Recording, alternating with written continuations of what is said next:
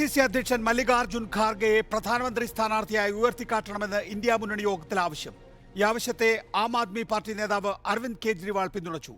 എന്നാൽ ആദ്യം ഭൂരിപക്ഷം കിട്ടട്ടെ, എന്നിട്ട് മതി പ്രധാനമന്ത്രി സ്ഥാനാർത്ഥിയെ തീരുമാനിക്കുന്നത് എന്ന് മല്ലികാർജുൻ ഖാർഗെ യോഗത്തിൽ തന്നെ അഭിപ്രായപ്പെട്ടു.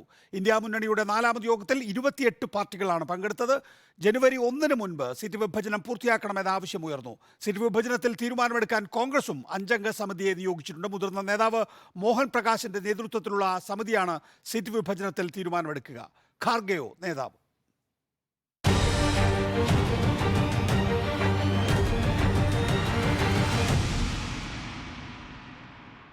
Professor P J Kurian, advocate K Anilkumar CPIM, advocate Jayasuryan, G Devarajan forward bloc, Varghese George RJD തുടങ്ങിയവരാണ് നമ്മോടൊപ്പം ഉള്ളത്. ആദ്യം professor P J Kurian, Mallikarjun Kharge Dalit AICC അധ്യക്ഷനാണ്. ഒരു OBC വേഴ്സസ് ദളിത് രാഷ്ട്രീയത്തിന് ഒരുങ്ങുകയാണോ ഇന്ത്യ മുന്നണി?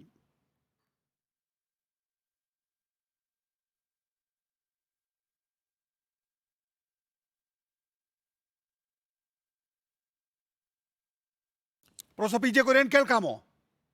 ശ്രീ മല്ലികാർജുൻ ഖാർഗെ ഇന്ത്യയുടെ പ്രധാനമന്ത്രിയാകുവാൻ സർവഥാ യോഗ്യനാണ്, എല്ലാ അർത്ഥത്തിലും യോഗ്യനാണ്.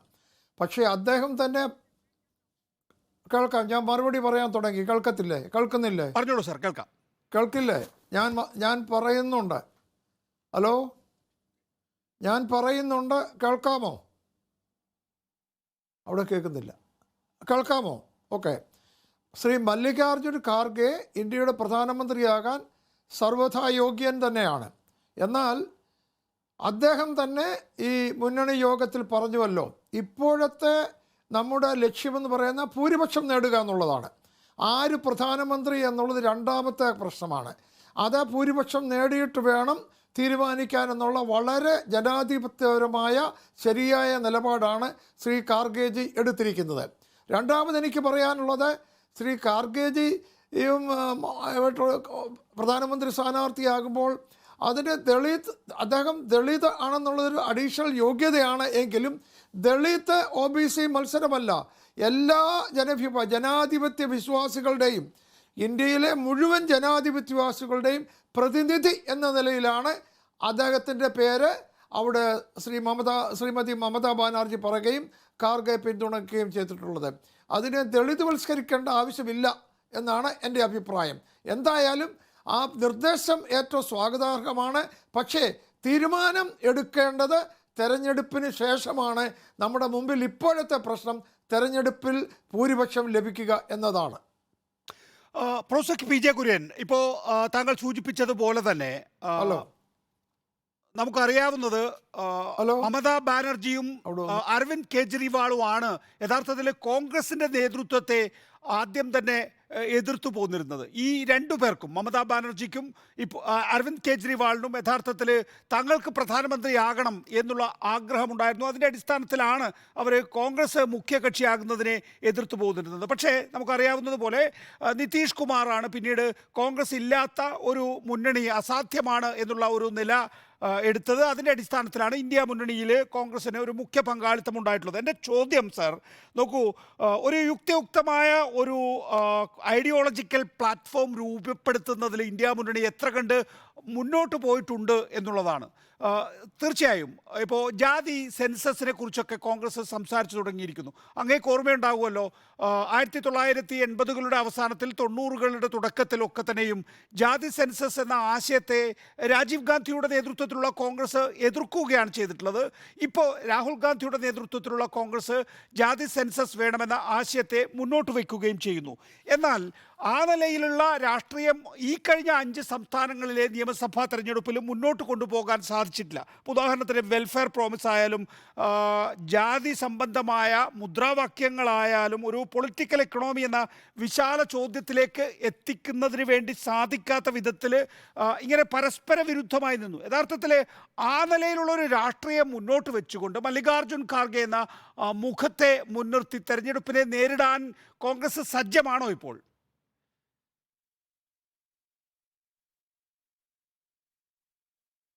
അല്ല, ഇവിടുത്തെ അടിസ്ഥാന പ്രശ്നമെന്ന് പറയുന്നത് എനിക്ക് ശ്രീ നികേഷിനോട് പറയാനുള്ളത്, ഈ ഇന്ത്യയുടെ രാഷ്ട്രീയ സാഹചര്യം മാറിക്കൊണ്ടിരിക്കുകയാണ്.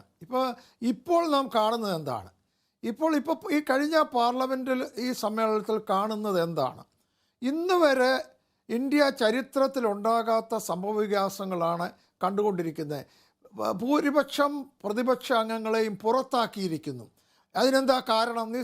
കാരണം ഒന്നുമില്ല.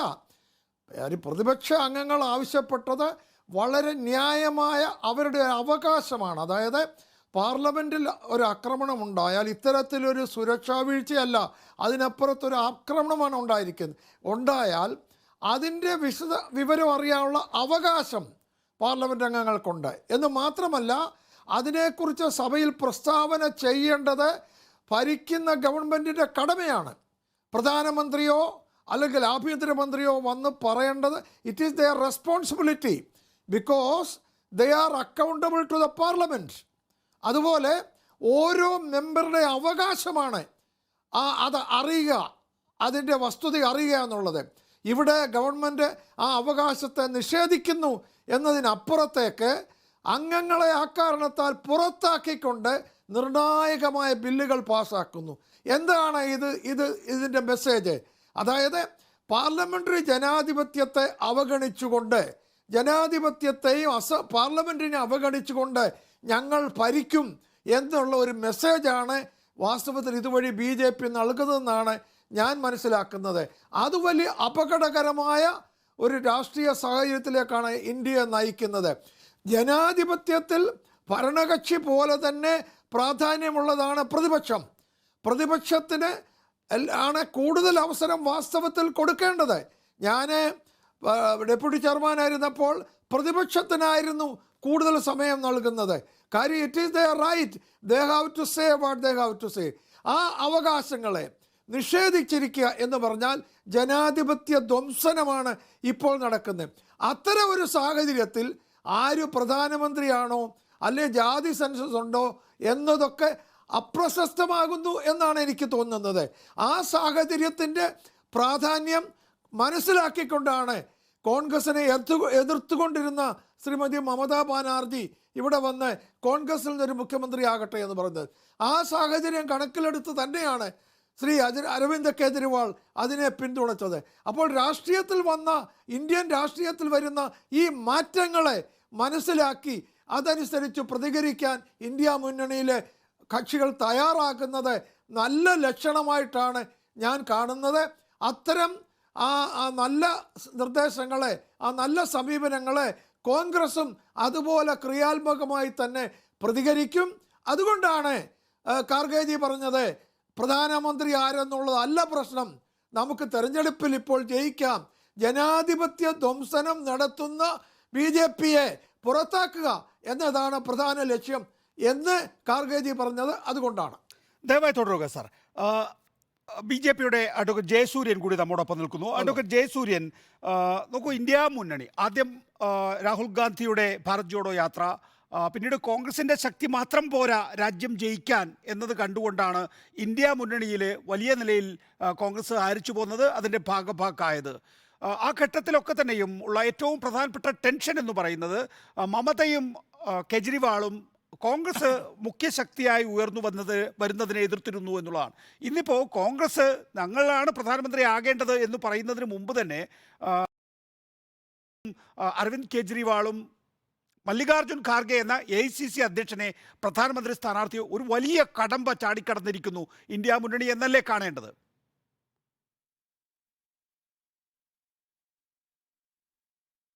തീർച്ചയായിട്ടും നികേഷ്, അങ്ങ് പറഞ്ഞത് 100% ശരിയാണ്. കാരണം ഇന്ത്യ മുന്നണിയുടെ ഒരു ദൗർബല്യം എന്ന് ഇതുവരെ നമ്മൾ കരുതി പോന്നിരുന്നത് ഒന്നിലധികം പ്രധാനമന്ത്രി സ്ഥാനാർത്ഥികൾ ഉണ്ടാവും, വലിയ തമ്മിലടി ഉണ്ടാകും, ഐക്യം തകരും എന്നൊക്കെയാണ്. ഇന്നിപ്പോൾ മമതാ ബാനർജിയും അതുപോലെ തന്നെ കേജ്രിവാളും അത് പറഞ്ഞു. ഇനി നിതീഷ് കുമാറും കൂടെ പറഞ്ഞാൽ പ്രധാനപ്പെട്ട ആൾക്കാരൊക്കെ തന്നെ ഏകാഭിപ്രായത്തിലെത്തി എന്ന് നമുക്ക് കാണാൻ കഴിയും. ഇന്ത്യ മുന്നണിയെ സംബന്ധിച്ചും ഇന്ത്യൻ ജനാധിപത്യത്തെ സംബന്ധിച്ചും വളരെ അഭിമാനകരമായ, ആരോഗ്യകരമായ, അതിനേക്കാളേറെ സന്തോഷകരമായ ഒരു തീരുമാനമാണ് ഇന്ത്യ മുന്നണിയുടെ ഭാഗത്ത് വരുന്നത് എങ്കിൽ തീർച്ചയായിട്ടും അതിനെ സ്വാഗതം ചെയ്യപ്പെടേണ്ടതാണ്. ഇതിൽ ഖാർഗേജി തന്നെ ഞെട്ടിപ്പോയോ എന്നുള്ളതാണ് അദ്ദേഹത്തിന്റെ പ്രതികരണത്തിൽ നിന്ന് നമുക്ക് തോന്നുന്നത്. കാരണം അതൊക്കെ നമുക്ക് പിന്നീട് തീരുമാനിക്കാം, ആദ്യം ഭൂരിപക്ഷം ഉണ്ടാക്കണമല്ലോ എന്ന് അദ്ദേഹം പറഞ്ഞിടത്ത് തന്നെ അദ്ദേഹത്തിന്റെ ഒരു ആത്മവിശ്വാസക്കുറവ് ആദ്യം തന്നെ അദ്ദേഹം പുറത്തേക്ക് തുറന്നു പ്രകടിപ്പിച്ചു. അത് അദ്ദേഹത്തിന്റെ പക്വത കൊണ്ടോ അല്ലെങ്കിൽ സീനിയോറിറ്റി കൊണ്ടോ യാഥാർത്ഥ്യബോധം കൊണ്ടോ ആയിരിക്കാം. എന്തു തന്നെയാണെങ്കിലും ഇന്ത്യ മുന്നണിയെ സംബന്ധിച്ചിടത്തോളം ശുഭോദർക്കമായിട്ടുള്ള ഒരു ചുവടുവയ്പ് ഇവിടെ നടന്നു കഴിഞ്ഞു. 28 പാർട്ടികൾ ഉണ്ട് എന്ന് ഇപ്പോൾ പറയുന്നു.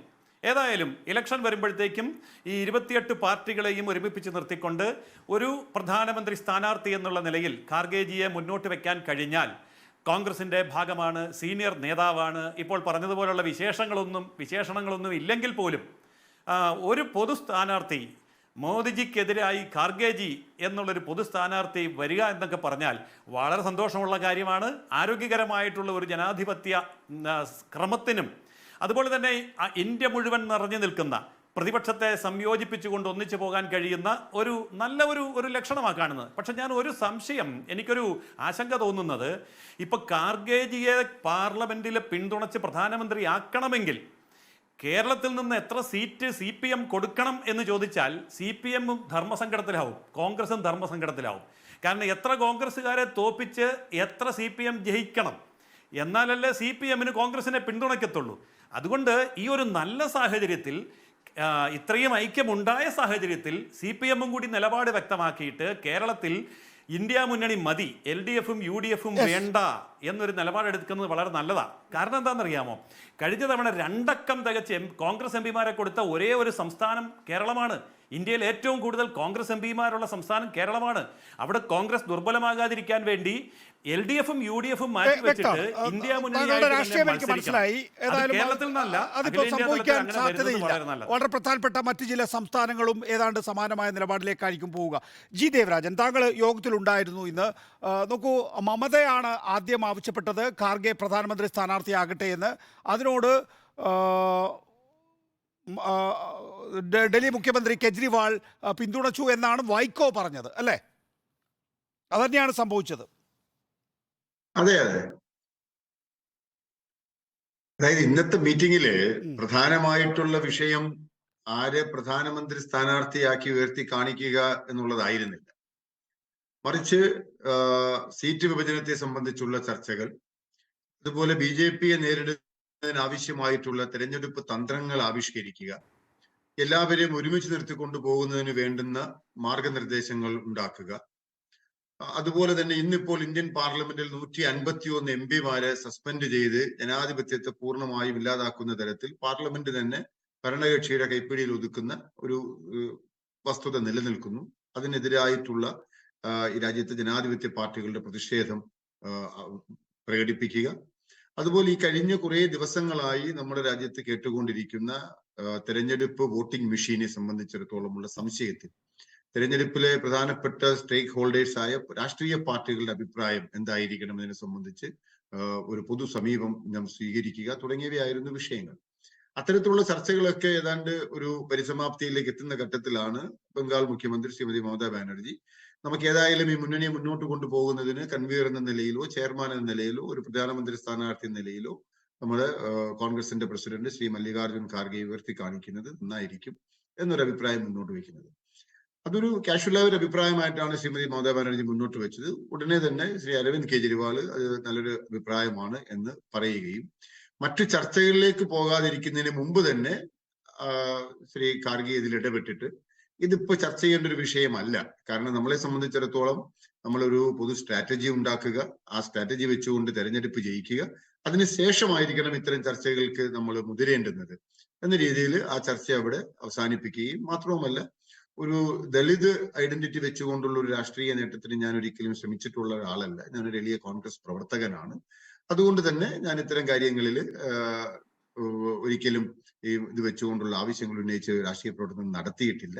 അതുകൊണ്ട് അങ്ങനെ ഒരു പ്രൊജക്ഷൻ ഒന്നും ഇപ്പോൾ നമുക്ക് ആവശ്യമില്ല. ഏതായാലും നമുക്ക് ഈ എങ്ങനെയെങ്കിലും തെരഞ്ഞെടുപ്പ് ജയിക്കാനുള്ള മാർഗങ്ങൾ ആരായുക എന്നുള്ളതാണ് അവിടെ സംഭവിച്ചത്. അല്ലാതെ ഈ പറഞ്ഞതുപോലെ ഒരു രാഹുൽ ഗാന്ധിക്കൊന്നും ഇടപെടാനുള്ള സ്പേസ് ഉണ്ടായിരുന്നില്ല.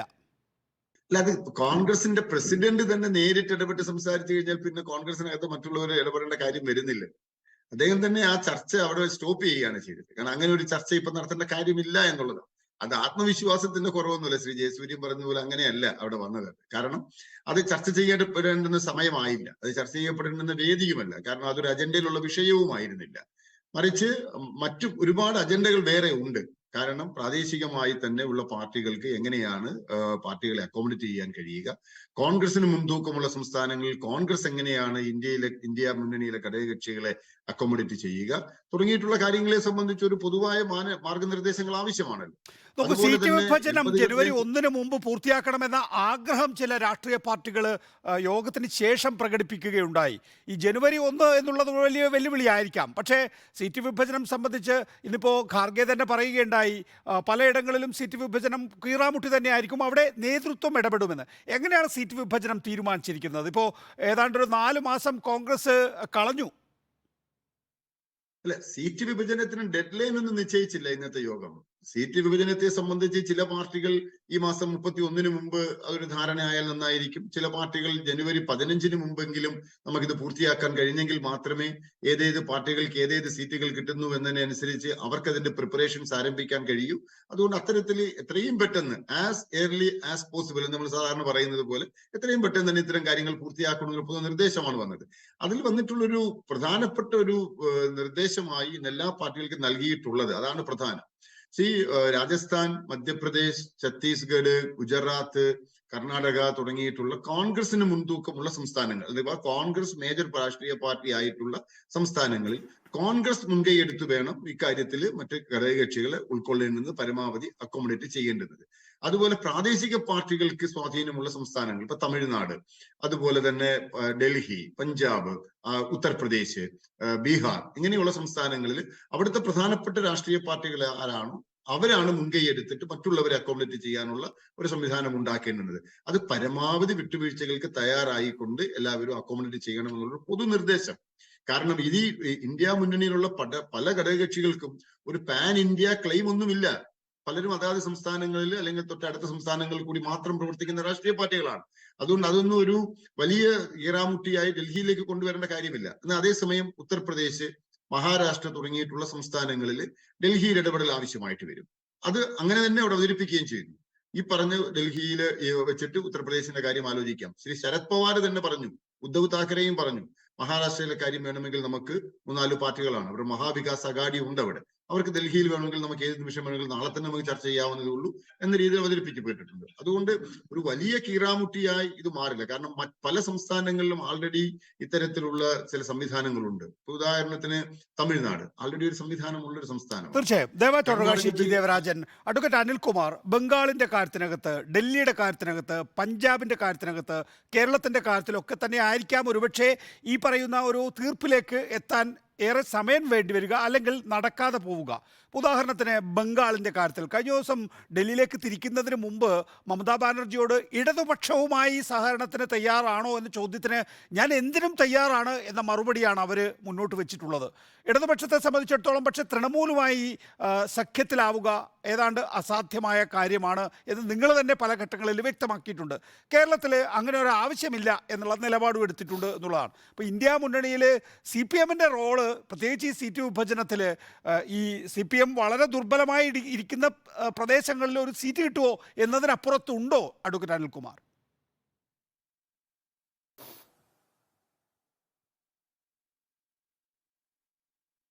ഇവിടെ ഇന്ത്യ രാജ്യത്തിൻ്റെ പ്രധാനമന്ത്രി ഒരു OBC പ്രധാനമന്ത്രി എന്ന് പറയുന്നതിനോട് എത്രത്തോളം യോജിക്കാനാകും എന്ന് ആലോചിക്കേണ്ടതുണ്ട്. ഏതെങ്കിലും OBC ജനവിഭാഗങ്ങൾക്ക് എന്തെങ്കിലും പ്രത്യേകമായി അദ്ദേഹം ചെയ്തിട്ടുമില്ല. അദ്ദേഹം OBC ആണെന്ന് അവകാശപ്പെടുന്നുണ്ട്, പക്ഷേ ആ ജനസമൂഹത്തിന് ചെയ്തിട്ടില്ല. ഹിന്ദു ജനസമൂഹത്തിന് ഈ കാലഘട്ടത്തിൽ എന്തെങ്കിലും പ്രത്യേകിച്ചൊരു ഗുണം അദ്ദേഹം ചെയ്തിട്ടില്ല. നമ്മുടെ രാജ്യം പട്ടണ സൂചികയിൽ 111 സ്ഥാനത്തേക്ക് മുഞ്ഞുകുത്തിയിട്ട് പ്രധാനമന്ത്രി OBC ആയിട്ട് വല്ല കാര്യമുണ്ടോ?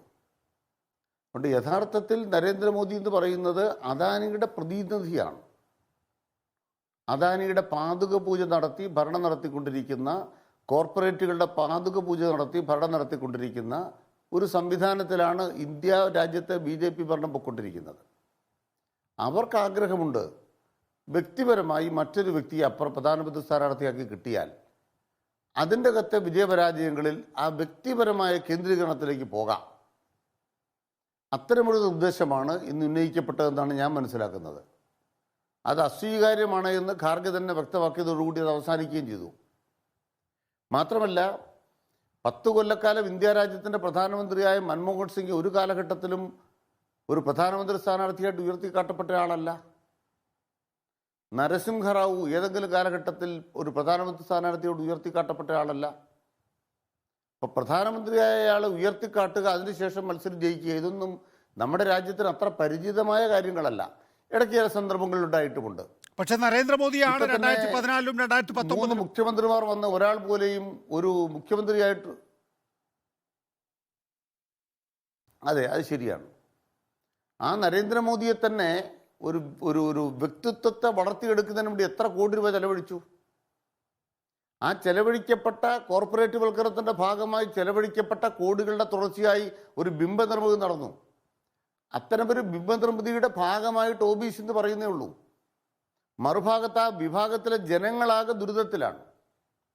ഇവിടെ മല്ലികാർജ്ജുന ഖാർഗെയുടെ ജാതി പറഞ്ഞിട്ട് അതിൻ്റെ ഭാഗമായിട്ടൊരു പ്രതിദ്വന്ദ്വി എന്നെ അവതരിപ്പിക്കുന്നത് ഇന്ത്യൻ രാഷ്ട്രീയത്തെ വഞ്ചിക്കുകയാണ്, ഇന്ത്യൻ രാഷ്ട്രീയത്തെ ഒറ്റുകൊടുക്കുകയാണ്.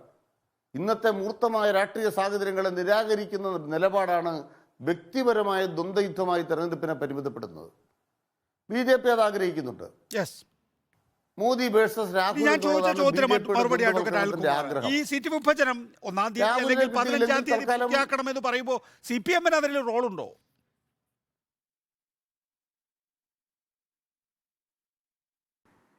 അവിടെ CPM-ന്റെ ഏറ്റവും പ്രധാനപ്പെട്ട റോൾ എന്താണ്? ഇന്ത്യ രാജ്യത്ത് ഇപ്രകാരം ഒരു പോരാട്ടത്തിനകത്ത് പ്രത്യയശാസ്ത്രപരമായ ഒരു കരുത്ത് വേണം. അതിൽ കോൺഗ്രസിൻ്റെ ദൗർബല്യം എന്താണ്? 3 സംസ്ഥാനങ്ങളിൽ ഇപ്പോൾ BJP ജയിച്ചു. കഴിഞ്ഞ ലോക്സഭാ തെരഞ്ഞെടുപ്പിൽ BJP ജയിച്ച സ്ഥലങ്ങളിലാണ് ഇപ്പോൾ വീണ്ടും BJP ജയിച്ചിരിക്കുന്നത്. അതേ സ്ഥലത്ത് അസംബ്ലി BJP തോറ്റതാണ്. അപ്പോൾ ലോക്സഭാ തെരഞ്ഞെടുപ്പിൽ ജയിച്ചവർ അസംബ്ലി തോക്കുന്നതും അസംബ്ലി ജയിച്ചവർ ലോക്സഭ തോക്കുന്നതും ഈ 3 സ്റ്റേറ്റിലും മധ്യപ്രദേശിലും രാജസ്ഥാനിലും ഛത്തീസ്ഗഡിലും നമ്മൾ 5 കൊല്ലത്തിനിടയ്ക്ക് കണ്ട കാര്യങ്ങളാണ്. അതുകൊണ്ട് BJP എന്ന് പറയുന്നത് പരാജയപ്പെടുത്താനാവാത്ത ഉയരത്തിലേക്ക് പോയിട്ടില്ല എന്ന ആത്മവിശ്വാസം ഇന്ത്യ രാജ്യത്ത് നൽകാൻ ആർക്കാ പറ്റുന്നത്? നൽകാൻ പറ്റുന്ന ഏറ്റവും പ്രധാനപ്പെട്ട ഇന്ത്യയിലെ തൊഴിലാളികളുടെയും കൃഷിക്കാരുടെയും ഐക്യത്തിനാണ്. ആ പോരാട്ടത്തിനകത്ത് മുൻപ് നിൽക്കുന്ന പ്രസ്ഥാനത്തിന്, ഞങ്ങളുടെ കരുത്തിന് ഒരു സീറ്റുകളിലേക്കും പാർലമെന്ററി രാഷ്ട്രീയത്തിന്റെ അംഗത്തിന്റെ അല്ലെ എണ്ണത്തിലേക്കും പരിമിതപ്പെടുത്താൻ അതിലേക്ക് ട്രാൻസ്ലേറ്റ് ചെയ്യാൻ പറ്റുന്നില്ല എന്നൊരു വളരെ പ്രധാനപ്പെട്ട ഒരു സംസ്ഥാനം CPM-നെ സംബന്ധിച്ചിടത്തോളം പശ്ചിമ ബംഗാളിലെ മമതയുമായി കൈകോർക്കാൻ തയ്യാറുണ്ടോ? ഇല്ലെങ്കിൽ ഇല്ല, ഉണ്ടെങ്കിലുണ്ട്.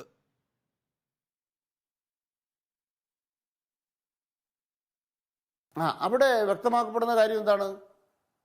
അവിടുത്തെ ഇടതുപക്ഷക്കാരെ അടക്കം അട്ടിമറിക്കുകയും ജനാധിപത്യത്തെ അട്ടിമറിക്കുകയും അതിൻ്റെ ഭാഗമായി BJPക്ക് വളരാൻ സഹായകരമായ നിലപാട് സ്വീകരിക്കുകയും ചെയ്ത അവസരവാദം അവർ ചെയ്തിട്ടുണ്ട്. ഞങ്ങളതിനെ തുറന്നു കാട്ടിക്കൊണ്ടിരിക്കുകയാണ്. ഞങ്ങൾക്കെതിരായ കടന്നാക്രമണത്തെ തുറന്നു കാട്ടിക്കൊണ്ടിരിക്കുകയാണ്. BJPക്കെതിരായ അവരുടെ ചെറുത്തുനിൽപ്പിനകത്ത് എത്രത്തോളം ആത്മാർത്ഥതയുണ്ട്. മന്ത്രിമാരൊക്കെ പോയി ജയിലിൽ കിടക്കുന്നു അഴിമതിയുടെ ഭാഗമായി.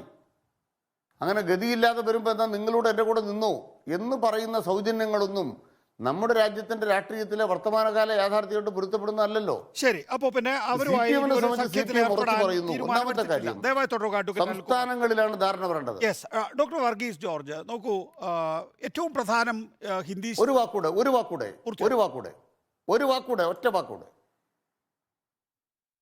ഒരു വാക്കൂടെ ഉള്ളൂ. സംസ്ഥാനങ്ങളിലാണ് ഐക്യം, സംസ്ഥാനങ്ങളിലാണ് മുന്നണി ഉണ്ടാകേണ്ടത്. ആ മുന്നണി ഉണ്ടാകുമ്പോൾ കേരളത്തെ സംബന്ധിച്ച് ഇവിടെ ബഹുമാനപ്പെട്ട BJP പ്രതിനിധി പറഞ്ഞതിനെ കുറിച്ച് ഒരു വാക്ക് പറയണം. ഇന്ന് KPC പ്രസിഡന്റ് K. സുധാകരന്റെ പ്രസ്താവന എന്താ? സംഘപരിവാരം ജനാധിപത്യപരമായി പ്രവർത്തിക്കുന്നു, അവർക്ക് സർവകലാശാലയിൽ ഇടം കൊടുക്കുന്നതിന് ഞങ്ങൾ പിന്തുണ കൊടുക്കുന്നു. ഇങ്ങനെ പറയുന്ന കേരളത്തിലെ കോൺഗ്രസുമായി എങ്ങനെയാണ് ഇടതുപക്ഷത്തിന് യോജിക്കാനാവുക? അതുകൊണ്ട് ജയസൂര്യന്റെ വാദം കോൺഗ്രസിന് വേണ്ടിയാണ്, സുധാകരന്റെ വാദം BJPക്ക് വേണ്ടിയാണ്. ഇത് രണ്ടും ഇന്നുണ്ടായിരിക്കുന്നു. ശരി, വ്യക്തമാണ്. ഇവിടെയാണ് കേരളം തിരിച്ചറിയേണ്ടത്. കേരളത്തിന് വേണ്ടി വാദിക്കാനാണ്. ഡോക്ടർ വർഗീസ് ജോർജ് നോക്കൂ, NDA-യുടെ അല്ലെങ്കിൽ BJP-യുടെ ഒരു ഐഡിയോളജിക്കൽ സ്ട്രീം എന്ന് പറയുന്നത് ദീർഘകാലാടിസ്ഥാനത്തിൽ അവരെ പദ്ധതിയിട്ട് നടപ്പാക്കിയിട്ടുള്ള കാര്യമാണ്. നോക്കൂ, രാമക്ഷേത്ര നിർമ്മാണവുമായി ബന്ധപ്പെട്ടുള്ള രഥയാത്ര, തുടർന്ന് വന്നിട്ടുള്ള ഹിന്ദുത്വ രാഷ്ട്രീയത്തിൽ ഉണ്ടാക്കിയിട്ടുള്ള ധ്രുവീകരണമൊക്കെ തന്നെയും ആ നിലയിലുള്ള ഒരു ആശയപരമായ ഇഴയെടുപ്പം സൃഷ്ടിക്കാൻ യഥാർത്ഥത്തിൽ കോൺഗ്രസും മറ്റു പാർട്ടികൾക്കും സാധിച്ചിട്ടുണ്ടോ എന്നുള്ളത് വളരെ പ്രധാനപ്പെട്ട ഒരു ചോദ്യമാണ്. ഇപ്പോൾ ഹിന്ദി സംസ്ഥാനങ്ങളിൽ, ഉത്തർപ്രദേശിലാണെങ്കിലും ബീഹാറിലാണെങ്കിലും ഒക്കെ തന്നെയും ഒരു ഒരു ഒരു രാഷ്ട്രീയത്തെ മുൻനിർത്തിക്കൊണ്ടുള്ള ഒരു സഖ്യം സാധ്യമാവണം. അതാണ് നേരത്തെ ഞാൻ പ്രൊഫസർ പി ജെ കുര്യനോട് ചോദിച്ചിട്ടുള്ളത്. നോക്കൂ, ഈ 5 സംസ്ഥാനങ്ങളിലെ നിയമസഭാ തെരഞ്ഞെടുപ്പിന് മുമ്പാണ് യഥാർത്ഥത്തിൽ കാസ്റ്റ് സെൻസസ് മുൻനിർത്തി കോൺഗ്രസ് പ്രചരണം ആരംഭിച്ചത്. പക്ഷേ 5 സംസ്ഥാനങ്ങളിൽ ആ നിലയിലൊരു പ്രചരണമൊന്നും നടന്നിട്ടില്ല. മാത്രമല്ല, അവിടെ കമൽനാഥിന് തോന്നുന്ന വെൽഫെയർ സ്കീമുകൾ കമൽനാഥ് പ്രഖ്യാപിച്ചു, ഗെഹ്ലോട്ടിന് തോന്നുന്ന വെൽഫെയർ സ്കീമുകൾ ഗെഹ്ലോട്ട് പ്രഖ്യാപിച്ചു. അതായിരുന്നു ബാക്കിയുള്ള 3 സംസ്ഥാനങ്ങളിലും നടന്നിട്ടുള്ളത്. പക്ഷേ ഒരു ജാതി രീതിയിൽ, അല്ലെങ്കിൽ ഈ പറയുന്ന പിന്നോക്ക വിഭാഗങ്ങളെ ജാതി സെൻസസിൻ്റെ അടിസ്ഥാനത്തിൽ ഉയർത്തിക്കൊണ്ടുവരുന്നതിനാവശ്യമായിട്ടുള്ള ഒരു പൊളിറ്റിക്കൽ എക്കണോമിയിലേക്ക് കാര്യങ്ങൾ എത്തിക്കാൻ വേണ്ടി യഥാർത്ഥത്തിൽ കോൺഗ്രസ് ശ്രമിച്ചിട്ടുണ്ടോ എന്ന് ചോദിച്ചാൽ ഈ 5 സംസ്ഥാനങ്ങളിൽ നമ്മളത് കണ്ടിട്ടില്ല എന്നുള്ളതാണ്. ഇനിയിപ്പോൾ ലോക്സഭാ തെരഞ്ഞെടുപ്പിൽ ഒരു നേതാവിനെ മുൻനിർത്തിയാണ് എങ്കിൽ ഈ പറയുന്ന ഒരു ഐഡിയോളജി ഒപ്പം ചേർക്കാൻ യഥാർത്ഥത്തിൽ ഈ ഇന്ത്യ മുന്നണിക്ക് സാധിക്കുമെന്ന് താങ്കൾക്ക് തോന്നുന്നുണ്ടോ, ഡോക്ടർ വർഗീസ് ജോർജ്?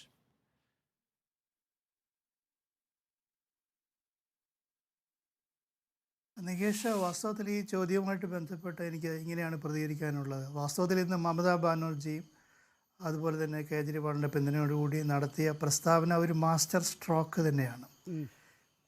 നികേഷ് ചോദിച്ച പോലെ BJP പ്രവർത്തിക്കുന്ന ഒരു ഐഡിയോളജിയുടെ അടിസ്ഥാനത്തിലാണ്. ആ ഐഡിയോളജി ഹിന്ദുത്വ ഐഡിയോളജിയാണ്. ആ ഹിന്ദുത്വ ഐഡിയോളജിയുടെ ഉള്ളിൽ വരാത്ത ഹിന്ദു സമുദായങ്ങളിലെ വലിയൊരു ജനവിഭാഗമുണ്ട്. ദളിതുകൾ, പിന്നോക്കക്കാർ, ആദിവാസികൾ, സ്ത്രീകൾ തുടങ്ങി ന്യൂനപക്ഷങ്ങൾ തുടങ്ങി അവരെല്ലാം ചേർത്ത് പിടിക്കുന്ന ഒരു ഐഡിയോളജി ഉണ്ടെങ്കിൽ മാത്രമേ ഈ ഹിന്ദുത്വയെ ഫൈറ്റ് ചെയ്യാൻ സാധിക്കത്തുള്ളൂ. ഹിന്ദുത്വയ്ക്കെതിരെ കേവലം നമ്മൾ മതനിരപേക്ഷത കൊണ്ട് മാത്രം സാധിക്കുകയില്ല. ഇവിടെയാണ് പ്രൊഫസർ പി ജെ കുര്യനോടും ശ്രീ അനിലിനോടും എനിക്ക് അല്പം വ്യത്യാസമുള്ളത്. ഇന്ത്യയുടെ പ്രത്യേക സാഹചര്യത്തിൽ അതിനാൽ ഹിന്ദുത്വയിൽ ഉൾപ്പെടാത്ത അഹിന്ദ് കർണാടകത്തിൽ പരീക്ഷിച്ചതുപോലെ ഒരു അഹിന്ദ് ഐഡിയോളജി വേണം.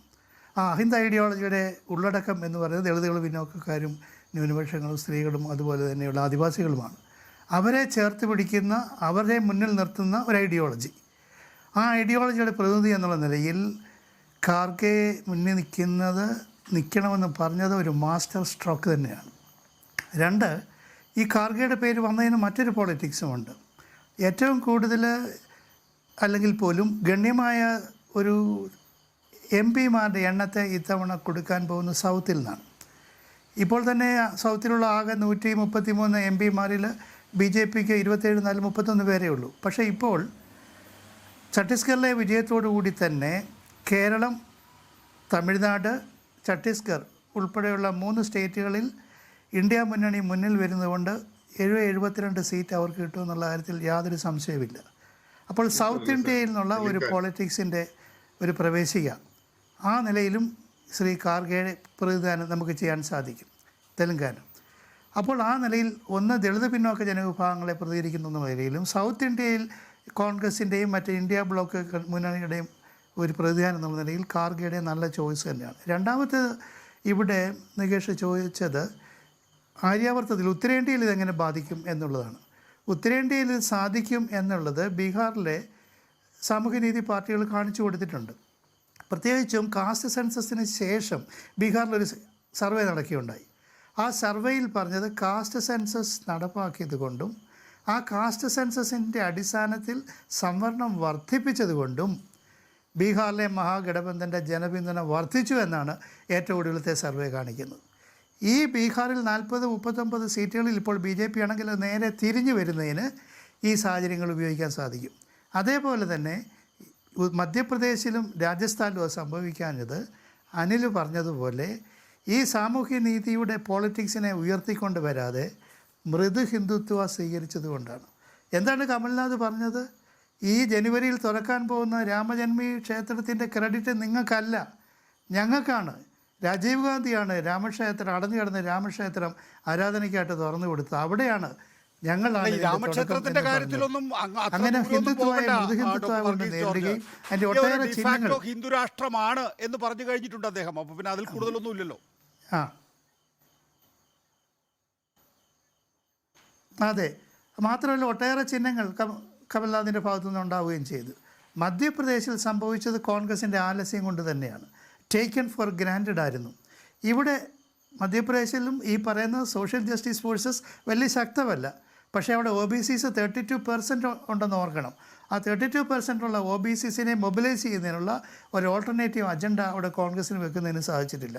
അത് മനസ്സിലാക്കിയാണ് രാജീവ് ഗാന്ധി വളരെ തുടക്കത്തിൽ തന്നെ കോൺഗ്രസ്സിൽ എതിർപ്പുണ്ടായിട്ടും കാസ്റ്റ് സെൻസസും സോഷ്യൽ ജസ്റ്റിസ് പോളിറ്റിക്സും നോർത്ത് ഇന്ത്യയെ ഹൃദയഭൂമിയിൽ വെക്കണമെന്ന് അദ്ദേഹം പറഞ്ഞത്. പക്ഷേ അത് കോൺഗ്രസ്സുകാർ സ്വീകരിച്ചില്ല. അതുകൊണ്ട് ഇപ്പോഴും അതിനുള്ള സാധ്യതയുണ്ട്. കാസ്റ്റ് സെൻസസും സോഷ്യൽ ജസ്റ്റിസും സംവരണം ഉയർത്തി കാണിച്ചുകൊണ്ട് കഴിഞ്ഞ 2018 നിയമസഭാ തെരഞ്ഞെടുപ്പിൽ നേരത്തെ ഇവിടെ ചൂണ്ടിക്കാണിച്ചതുപോലെ തന്നെ മധ്യപ്രദേശിലും രാജസ്ഥാനിലും ഛത്തീസ്ഗഡിലും കോൺഗ്രസ് ആണ് ജയിച്ചിരുന്നത്. മധ്യപ്രദേശിൽ പിന്നീട് ഓപ്പറേഷൻ കമലയിലൂടെ അധികാരം തിരിച്ചുപിടിക്കുകയാണ് ചെയ്തിട്ടുള്ളത്. രാജസ്ഥാനും ഛത്തീസ്ഗഡും 5 വർഷം തികച്ചു. പക്ഷേ പിന്നീട് വന്ന ലോക്സഭാ തെരഞ്ഞെടുപ്പിൽ 50% മീതെയായിരുന്നു വോട്ട് BJPക്ക് കിട്ടിയിരുന്നത്, നരേന്ദ്രമോദിക്ക് കിട്ടിയിരുന്നത്. ഈ നിയമസഭാ തെരഞ്ഞെടുപ്പുകൾക്ക് മുമ്പ് തന്നെ ഏതാണ്ട് മോദിയുടെ അപ്രിസിയേഷൻ റേറ്റിംഗ് എന്ന് പറയുന്നത് രാജസ്ഥാനിൽ 60%, മധ്യപ്രദേശിലും ഛത്തീസ്ഗഡിലും 58%. അപ്പോൾ നിയമസഭാ തെരഞ്ഞെടുപ്പിൽ നിന്ന് വ്യത്യസ്തമായ ഒരു വേർഡിക്റ്റ് നമ്മൾ 2018 2019 കണ്ടതുപോലെ തന്നെ ഇപ്പോൾ 2023 2024 ഉണ്ടാകുമെന്നുള്ള സർവേകളിൽ തന്നെ നമുക്ക് വ്യക്തമായിരിക്കുന്നു എന്നുള്ളതാണ്. അപ്പോൾ പിന്നെ ശരിയാണ്, ഇപ്പോൾ കോൺഗ്രസിൻ്റെ പ്രധാനപ്പെട്ട സംസ്ഥാനങ്ങൾ അഥവാ കോൺഗ്രസിന് ഒറ്റയ്ക്ക് ജയിക്കാൻ കഴിയില്ല എന്ന് കോൺഗ്രസ് തെളിയിച്ചു കഴിഞ്ഞല്ലോ. അവിടെയാണ് സമാജ്വാദി പാർട്ടി, ലെഫ്റ്റ്, പറ്റുമെങ്കിൽ BSP ഇവയൊക്കെ കൂട്ടിച്ചേർക്കേണ്ടത്. അവയൊന്നും കൂട്ടിച്ചേർക്കാതെ പോയി. ഇനി കൂട്ടിച്ചേർത്താൽ തന്നെ ഈ 58ഉം 60ഉം ഒക്കെ മറികടക്കാനുള്ള ശക്തി യഥാർത്ഥത്തിൽ ഇന്ത്യ മുന്നണിക്കുണ്ടോ? അതായത് ഒരുപക്ഷെ നമുക്ക് വിലയിരുത്താൻ കഴിയുമായിരിക്കും ഈ ഹിന്ദി സംസാരിക്കുന്ന അല്ലെങ്കിൽ ഈ പറയുന്ന നോർത്ത് ഇന്ത്യൻ സ്റ്റേറ്റ് എന്ന് വിളിക്കുന്ന സംസ്ഥാനങ്ങളിൽ മാത്രമാണ് BJPക്ക് അധീശത്വമുള്ളത് എന്ന്. പക്ഷേ അവിടെ അധീശത്വം എന്ന് പറയുന്നത് പരമാവധി സീറ്റുകളാണ്. മധ്യപ്രദേശിൽ 1 സീറ്റ് മാത്രമാണ് വിട്ടുകൊടുത്തിട്ടുള്ളത്. രാജസ്ഥാനിൽ മുഴുവൻ സീറ്റുകൾ, ഛത്തീസ്ഗഡിൽ മുഴുവൻ സീറ്റുകൾ, ഉത്തർപ്രദേശിൽ മഹാഭൂരിപക്ഷം സീറ്റുകൾ, ബീഹാറിൽ മഹാഭൂരിപക്ഷം സീറ്റുകൾ. ഇത് മതി നിങ്ങൾ പറയുന്ന ഈ സൗത്ത് ഇന്ത്യയെ തോൽപ്പിക്കാൻ, അല്ലെങ്കിൽ കിഴക്കേ ഇന്ത്യയെ തോൽപ്പിക്കാൻ, അല്ലെങ്കിൽ വടക്കിഴക്കൻ സംസ്ഥാനങ്ങളിൽ ഇനി അഥവാ ഉണ്ടാക്കുകയാണെങ്കിൽ അതിനെ തോൽപ്പിക്കാൻ.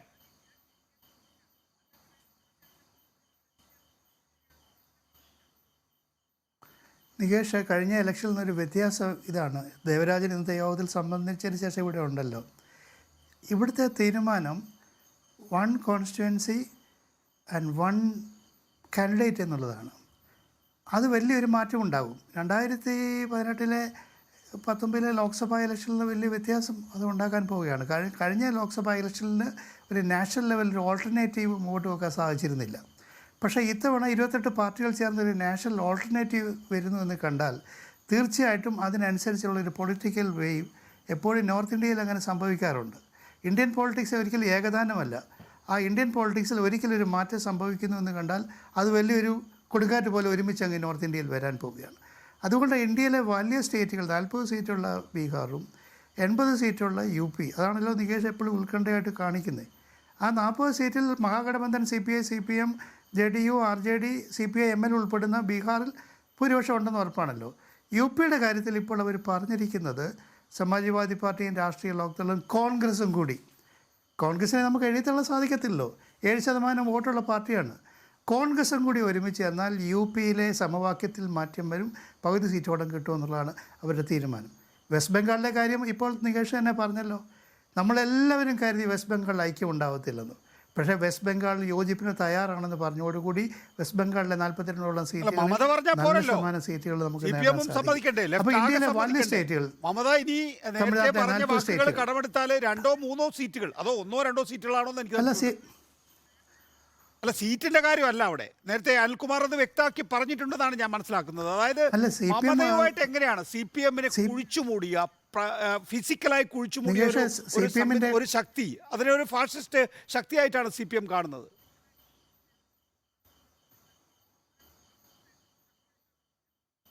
ശരിയാണ് നികേഷ്. മമതയെ പോലെ ജനാധിപത്യ വിരുദ്ധമായ ഒട്ടേറെ നടപടികൾ പഞ്ചായത്ത് ഇലക്ഷൻ തൊട്ട് അസംബ്ലി ഇലക്ഷൻ തൊട്ട് ഉള്ള കാര്യങ്ങൾ നമുക്കറിയാം.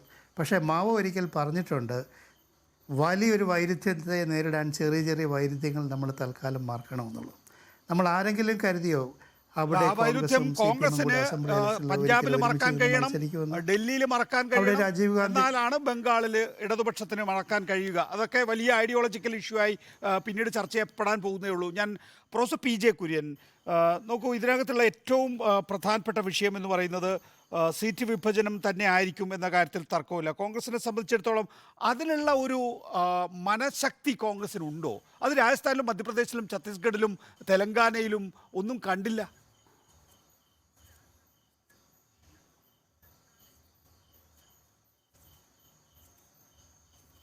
അത് നികേഷ് പറഞ്ഞതിനകത്ത് ഒരു കാര്യമുണ്ട്. രാജസ്ഥാനിലും ഛത്തീസ്ഗഡിലും തെലങ്കാനയിലും ഒക്കെ കുറച്ചുകൂടെ ഒരു ഉദാരമായ സമീപനമായിരുന്നു കോൺഗ്രസ് സ്വീകരിക്കേണ്ടത് എന്നതിനോട് ഞാനും യോജിക്കുന്നുണ്ട്. പക്ഷേ ഇപ്പോൾ സാഹചര്യം മാറിയിരിക്കുകയാണ്. അപ്പോൾ അതനുസരിച്ച് മാറ്റങ്ങൾക്കനുസരിച്ച് സമീപനത്തിലും മാറ്റം വരുത്താൻ കോൺഗ്രസ് എപ്പോഴും തയ്യാറാകും. കോൺഗ്രസ് എന്നും തയ്യാറായിട്ടുണ്ട്. അതുകൊണ്ട് ഇന്ത്യ മുന്നണിയുടെ കാര്യം വരുമ്പോൾ ഇവിടെ ശ്രീ വർഗീസ് ജോർജ് പറഞ്ഞതുപോലെ ഒരു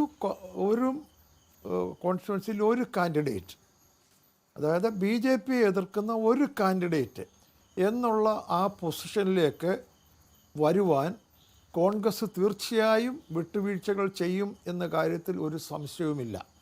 അങ്ങനെ ഒരു സമീപനം കോൺഗ്രസ് നേതൃത്വം ഇതിനകം എടുത്തിട്ടുണ്ട് തന്നെ. പക്ഷേ അസംബ്ലി തെരഞ്ഞെടുപ്പുകൾ ആ സമീപനം ഉണ്ടാകുന്നതിന് വ്യത്യസ്തമായ കാരണങ്ങളുണ്ട്. ഒന്നാമത്തെ, അസംബ്ലി തെരഞ്ഞെടുപ്പിൽ പ്രാദേശിക നേതൃത്വവും പ്രാദേശിക പ്രശ്നങ്ങളും അതിനകത്ത് വരുന്നുണ്ട്. അവിടെ ചിലപ്പോൾ വിട്ടുവീഴ്ച ചെയ്യുന്നതിന് ബുദ്ധിമുട്ടുകൾ ഉണ്ടാകാം. എന്നാൽ പാർലമെൻറ്റ് തെരഞ്ഞെടുപ്പിൽ ആ ബുദ്ധിമുട്ട് അത്രയും ഉണ്ടാകത്തില്ല. അതുകൊണ്ട് പാർലമെൻറ്റ് തെരഞ്ഞെടുപ്പിൽ ഉദാരമായി എല്ലാവരെയും ഉൾപ്പെടുത്തിയിട്ടുണ്ട്. ഒരു മണ്ഡലത്തിൽ ഒരു സ്ഥാനാർത്ഥി എന്നുള്ള ഈ 5 സംസ്ഥാനങ്ങളിലെ നിയമസഭാ തെരഞ്ഞെടുപ്പിൽ മാത്രമല്ല കോൺഗ്രസ് ഈ നിലയിൽ പഴികേട്ടിട്ടുള്ളത് സർ. മുൻപ് ഉത്തർപ്രദേശിലെയും ബീഹാറിലെയും നിയമസഭാ തെരഞ്ഞെടുപ്പുകളിലും മറ്റൊരു കാര്യം പഴികേട്ടിട്ടുണ്ട്.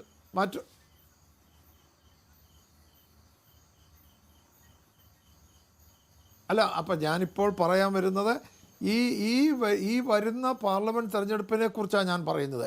നേരത്തെ സംസ്ഥാന തെരഞ്ഞെടുപ്പുകൾ കോൺഗ്രസ് അതനുസരിച്ച് ഉള്ള സമീപനം സ്വീകരിച്ചില്ല എന്ന് ഞാൻ പറഞ്ഞല്ലോ.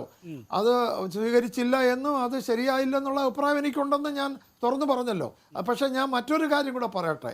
ഇവിടെ ജാതി സെൻസസ് എടുത്ത് ജാതീയമായി ഒരു ഡിവിഷൻ ഉണ്ടാക്കിയിട്ട്, അതായത് ഒരു ബേസിക് ക്വസ്റ്റ്യൻ ഉണ്ട്. നിങ്ങൾ രാജീവ് ഗാന്ധിയോട് വളരെ അടുത്ത് പ്രവർത്തിച്ച ഒരാളാണ് ഞാൻ. രാജീവ് ഗാന്ധി പ്രതിപക്ഷ നേതാവായിരുന്നപ്പോൾ ഞാൻ അദ്ദേഹത്തിൻ്റെ ചീഫ് വിപ്പായിരുന്നു. രാജീവ് ഗാന്ധി അന്ന് ജാതി സെൻസസിനെ അനുകൂലിച്ചില്ല. എന്താ വെച്ചാൽ ഡിവിഷൻ ഓഫ് സൊസൈറ്റി ഉണ്ടല്ലോ. ഇപ്പോൾ BJP ചെയ്യുന്നത് എന്തുവാണ്? ഇന്ത്യൻ സൊസൈറ്റിയെ ഡിവൈഡ് ചെയ്യാനാണ് നോക്കുന്നത്. അടിസ്ഥാനപരമായി division of the society in terms of caste or religion എന്തായാലും ആത്യന്തികമായി രാജ്യത്തിന് നല്ലതല്ല എന്ന് വിശ്വസിച്ചിരുന്ന ആൾ രാജീവ് ഗാന്ധി. ഞാനും ആ അഭിപ്രായക്കാരൻ തന്നെയാണ്. ഇവിടെ ഇപ്പോൾ ഒരു തെരഞ്ഞെടുപ്പിന് ജയിക്കാൻ, പക്ഷേ നിങ്ങൾ അതിനാണല്ലോ ഇവിടെ വർഗീസ് ജോർജ് പറഞ്ഞു ദളിത് മുഖം വെച്ചത് ഒരു മാസ്റ്റർ സ്ട്രോക്കാണെന്ന്. പക്ഷേ അത്തരം വ്യക്തികളെ ജാതിയുടെ പേരിൽ പ്രൊജക്റ്റ് ചെയ്യുന്നത് ഒരു തെരഞ്ഞെടുപ്പിന് ജയിക്കാൻ സഹായിക്കാം. പക്ഷേ ഇൻ ദ ലോങ് റൺ അത് രാജ്യത്തിന് നല്ലതല്ല എന്നാണ് എൻ്റെ അഭിപ്രായം. ജാതി സെൻസസ്, ഞാനിപ്പോൾ അതിനെക്കുറിച്ച് കൂടുതൽ അഭിപ്രായം പറയുന്നില്ല. അതായത് സമൂഹത്തെ ഡിവൈഡ് ചെയ്തുകൊണ്ട്, അതായത് ജാതിയുടെ പേരിലായാലും മതത്തിൻ്റെ പേരിലായാലും ഡിവൈഡ് ചെയ്തുകൊണ്ട് തെരഞ്ഞെടുപ്പിലേക്ക് പോവുക എന്ന് പറയുന്നത് കൃത്യമായ നിലപാടുണ്ട്. താൽക്കാലിക BJP മതപരമായിട്ടാണ് വിഭജിക്കുന്നതെങ്കിൽ നമുക്ക് ജാതിപരമായി വിഭജിക്കാം. അല്ല ഉണ്ട് അപ്പം ഞാനത് പറഞ്ഞല്ലോ. ഞാൻ ആ നിലപാട് അവർക്കുണ്ടെന്ന് അറിഞ്ഞുകൊണ്ട് തന്നെയാണ് പറയുന്നത്. ഞാൻ പറഞ്ഞത് BJP മതപരമായി ഡിവൈഡ് ചെയ്യുമ്പോൾ നമ്മൾ ജാതീയമായി ഡിവൈഡ് ചെയ്യാം എന്ന് പറയുമ്പോൾ എൻ്റെ പേഴ്സണൽ ഒപ്പീനിയൻ ഞാൻ പറയാൻ പോകുന്നത്. അത് ഞാൻ ആവർത്തിച്ച് പറയും. അങ്ങനെ വരുമ്പോൾ BJPയുടെ അതേ മാർഗം തന്നെയാണ് മറ്റുള്ളവർ സ്വീകരിക്കുന്നത്. Is it in the long run good for the country എന്ന് ആലോചിക്കണം. എൻ്റെ മനസ്സിൽ തോന്നുന്നത് എല്ലാ തരത്തിലുള്ള ഡിവിഷനും ജാതിയുടെയും മതത്തിൻ്റെയും പേരിൽ പൊളിറ്റിക്സ് കളിക്കുന്നത് രാജ്യത്തിന് ലോങ് റണ്ണിൽ നല്ലതല്ലെന്ന പേഴ്സണൽ അഭിപ്രായം ഞാനിവിടെ പറയുകയാണ്. അതിനപ്പുറത്തേക്ക് ഞാൻ ആ കാര്യത്തിലേക്ക് എൻ്റെ വ്യക്തിപരമായ അഭിപ്രായമാണ്. അത് ജാതിയുടെ പേരിലായാലും മതത്തിൻ്റെ പേരിലായാലും രാഹുൽ ഗാന്ധി ഒക്കെ പറഞ്ഞിട്ടുള്ളത്. നമുക്ക് ആ വിഷയം വിട്ടാൽ നോക്കൂ, ഇവിടെ പ്രധാനപ്പെട്ട കാര്യം കോൺഗ്രസ് ഇനി അഥവാ ഈ പറയുന്ന ഇപ്പോൾ കോൺഗ്രസ്സിന് ശക്തിയുള്ള സ്ഥലങ്ങളിലും ബാക്കിയുള്ള കക്ഷികൾ ദുർബലമാണല്ലോ. ഇപ്പോൾ മധ്യപ്രദേശിൽ ആകെ സമാജ്വാദി പാർട്ടിക്ക് ആഗ്രഹിക്കാൻ കഴിയുക മധ്യപ്രദേശിനും ഉത്തർപ്രദേശിനും നടുക്ക് നിൽക്കുന്ന ചില പ്രദേശങ്ങൾ മാത്രമാണ്. ആകെ 5 സീറ്റ് മാത്രമായിരുന്നു അവരുടെ ആവശ്യം 230. അപ്പോൾ അവരുടെ ശക്തി എത്രയാണെന്ന് പറഞ്ഞാൽ ലെഫ്റ്റ് ദുർബലമാണ്. അപ്പോൾ കോൺഗ്രസിനെ സംബന്ധിച്ചിടത്തോളം ഇപ്പോൾ തന്നെ വലിയ നിലയിൽ ബി ജെ പിയുമായി അന്തരമുണ്ട്. ലോക്സഭാ തെരഞ്ഞെടുപ്പിൽ അത് കൂടുന്നതാണ് കണ്ടിട്ടുള്ളത്. ഈ 22-ാം തീയതി പ്രൊഫസർ ബി ജെ കുര്യൻ അങ്ങിപ്പോൾ ഡൽഹിയിലാണ് ഇരിക്കുന്നത്. പക്ഷേ എങ്കിൽ പോലും തിരക്കിനിടയിൽ ചിലപ്പോൾ ആ വാർത്ത മനസ്സിലാക്കാൻ കഴിഞ്ഞിട്ടുണ്ടാകും എന്ന് കരുതുന്നില്ല. 22-ാം തീയതി അയോധ്യയിലെ രാമക്ഷേത്രത്തിൻ്റെ ഉദ്ഘാടനമാണ്. അതിനകത്തേക്ക് എൽ കെ അദ്വാനിയെയും മുരളി മനോഹർ ജോഷിയെയും ക്ഷണിക്കേണ്ട എന്ന് തീരുമാനിച്ചിട്ടുണ്ട്. അല്ല, ക്ഷണിച്ചു, പക്ഷേ അവർ വരണ്ട എന്ന് പറഞ്ഞിരിക്കുകയാണ്. അങ്ങോട്ട് വിളിച്ചിട്ട് പറയാണ് ഹലോ വരണ്ട എന്ന്. അപ്പോൾ ആ നിലയിൽ നരേന്ദ്രമോദിയെ മാത്രം പ്രൊജക്റ്റ് ചെയ്യുന്ന രീതിയിലേക്കാണ് ഇനി വരാനിരിക്കുന്ന ദിവസങ്ങളിൽ ബി ജെ പി ക്യാമ്പയിൻ പോലും പ്ലാൻ ചെയ്യുന്നത്. അവിടെയാണ് കോൺഗ്രസ്, ഇപ്പം തോറ്റ കോൺഗ്രസ് നാളെ ജയിക്കുമോ സാർ?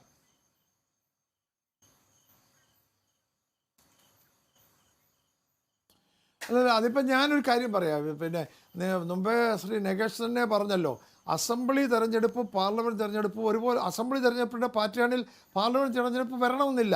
ഞാൻ പറയുന്നത് ഇന്ത്യ മുന്നണി ഒരുമിച്ച് വരികയും 28 പാർട്ടികൾ ഒരുമിച്ച് വരികയും ഒരു മണ്ഡലത്തിൽ ഒരു കോൺസ്റ്റിറ്റ്യുവൻസിയിൽ ഒരു സ്ഥാനാർത്ഥി ബി ജെ പി എതിർക്കുന്ന സാഹചര്യം വന്നാൽ, അങ്ങനെ ഒരു സിറ്റുവേഷൻ ഉണ്ടാക്കാൻ ഇന്ത്യ മുന്നണിക്ക് കഴിഞ്ഞാൽ ഒരു സംശയം വേണ്ട, ഇന്ത്യ മുന്നണിക്ക് ഭൂരിപക്ഷം കിട്ടും. ഒരു കാര്യം ആ രീതി, അതിനോട് അങ്ങനെ ഒരു സാഹചര്യം വരുമ്പോൾ ഇന്ത്യയിലെ ജനങ്ങൾ അതനുസരിച്ച് പ്രതികരിക്കും. അതാണ് മുൻകാല രാഷ്ട്രീയം മുഴുവൻ കണ്ടിട്ടുള്ളത്. ഇന്ന് ശ്രീ നരേന്ദ്രമോദിക്ക് കിട്ടിയിരിക്കുന്ന റേറ്റിംഗിൽ ഹൈ എന്ന് പറയുന്നത് ഇന്നത്തെ പൊളിറ്റിക്കൽ സാഹചര്യം കൂടെ കണക്കിലെടുത്തുകൊണ്ട് വരുന്നതാണ്. കാര്യം ഇന്നത്തെ സാഹചര്യത്തിൽ നരേന്ദ്രമോദി ഓൾ പവർഫുള്ളായി നിൽക്കുന്നു, അദ്ദേഹത്തിനെ തിരിച്ചു വരാൻ പറ്റത്തുള്ളൂ എന്നൊരു ചിന്ത നല്ല പങ്ക് ജനങ്ങളിൽ ഉണ്ട്. ആ സാഹചര്യം ഇന്ത്യ മുന്നണി ഒന്നായാൽ, ഒരുമിച്ച് നിന്നാൽ അത് വരും. ഞാനിപ്പോൾ ചോദിക്കട്ടെ, അടിയന്തരാവസ്ഥ കാലത്ത് ഇന്ദിരാഗാന്ധി തെരഞ്ഞെടുപ്പ് പ്രഖ്യാപിച്ചപ്പോൾ ഇന്ത്യയിലെ മുഴുവൻ ഏജൻസികളും ഇവിടുത്തെ എല്ലാവരും ഇന്ദിരാഗാന്ധിക്ക് വലിയ ഭൂരിപക്ഷം കിട്ടുമെന്നുള്ള റിപ്പോർട്ടാണ് കൊടുത്തത്. ജനങ്ങൾ അങ്ങനെയാണ് ധരിച്ചത്. പക്ഷെങ്കിൽ പ്രതിപക്ഷം ഒന്നിക്കാൻ പാടില്ലാത്ത കഴിയാത്ത ജനസംഘവും അതുപോലെ തന്നെ സോഷ്യലിസ്റ്റ് പാർട്ടിയും എല്ലാ പാർട്ടികളും ഒരുമിച്ച് ഒരു ഓൾട്ടർനേറ്റീവ് കൊടുത്തപ്പോൾ നോർത്ത് ഇന്ത്യ മുഴുവൻ ഇന്ദിരാഗാന്ധിയെ കോൺഗ്രസിനെ തോൽപ്പിച്ചു.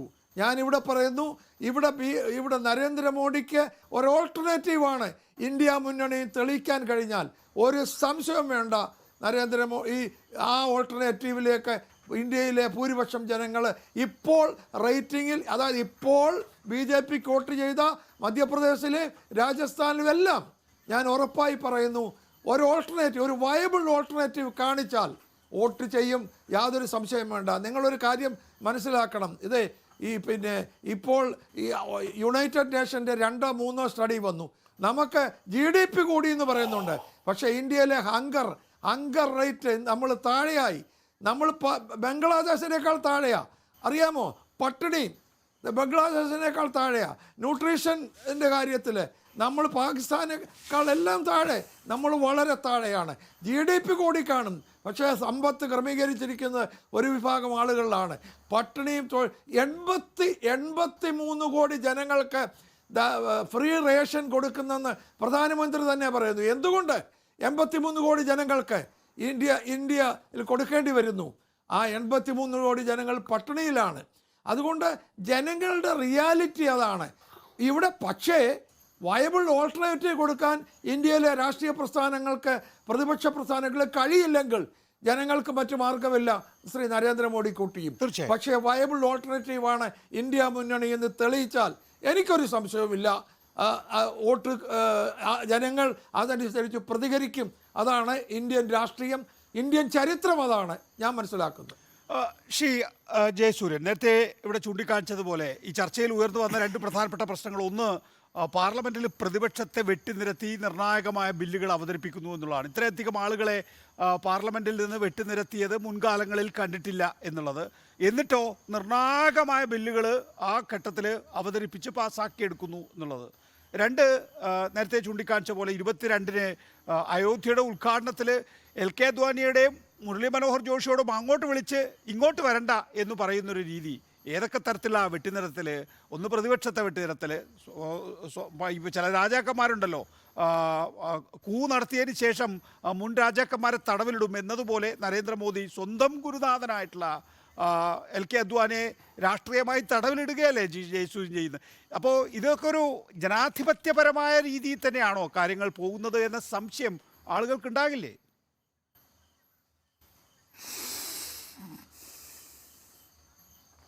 ഞാൻ കൃത്യമായിട്ട് അതിന് മറുപടി പറയാം നികേഷേ. എനിക്കിവിടെ ഇവർ പറഞ്ഞ കാര്യങ്ങൾക്ക് ഒന്ന് സ്പർശിച്ച് പോകാതിരിക്കാൻ പറ്റില്ല, അതിനെ അനുവദിക്കണം. അതായത് തെക്കേ ഇന്ത്യ വടക്കേ ഇന്ത്യ എന്ന് വേർതിരിച്ചുള്ള രാഷ്ട്രീയം പറയുമ്പോൾ ഒറ്റ ചോദ്യം എനിക്കുള്ളൂ. തെക്കേ ഇന്ത്യയിലെ സംസ്ഥാനങ്ങളിൽ ഏറ്റവും കൂടുതൽ MP-മാരുള്ള പാർട്ടി ഏതാ? DMK ആണോ, AIDMK ആണോ, CPM ആണോ, കോൺഗ്രസ് ആണോ, BRS ആണോ, അതോ BJP ആണോ? തെക്കേ ഇന്ത്യയിൽ BJP ഇല്ല എന്ന് എഴുതി തള്ളുമ്പോൾ ഇവിടെ ഇപ്പോൾ ഡോക്ടർ വർഗീസ് ജോർജ് തന്നെ പറഞ്ഞു 33 MP-മാർ തെക്കേ ഇന്ത്യയിൽ നിന്ന് BJPക്ക് ഉണ്ടെന്ന് ഡോക്ടർ വർഗീസ് ജോർജ് തന്നെ പറഞ്ഞു. അപ്പോൾ ഏറ്റവും കൂടുതൽ MP-മാരുള്ള പാർട്ടി തെക്കേ ഇന്ത്യയിലെ ഏറ്റവും വലിയ പാർട്ടി BJP-യാണ്. എന്നിട്ട് വളരെ ഭംഗിയായിട്ടൊരു നറേറ്റീവ് കൊണ്ടുവരികയാണ് എല്ലാവരും കൂടി. തെക്കേ ഇന്ത്യ BJP ഇല്ല, വടക്കേ ഇന്ത്യ മാത്രമേ ഉള്ളൂ.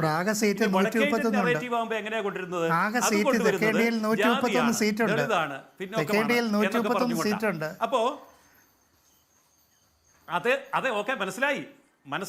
ഞാനൊന്ന് പറഞ്ഞോട്ടെ സാർ, അത് മനസ്സിലായി. അപ്പോൾ തെക്കേ ഇന്ത്യയിൽ ഏറ്റവും കൂടുതൽ സീറ്റുള്ള പാർട്ടി BJP ആണെന്ന് മാത്രമേ ഞാൻ പറഞ്ഞുള്ളൂ. താങ്കളും അത് പറഞ്ഞു.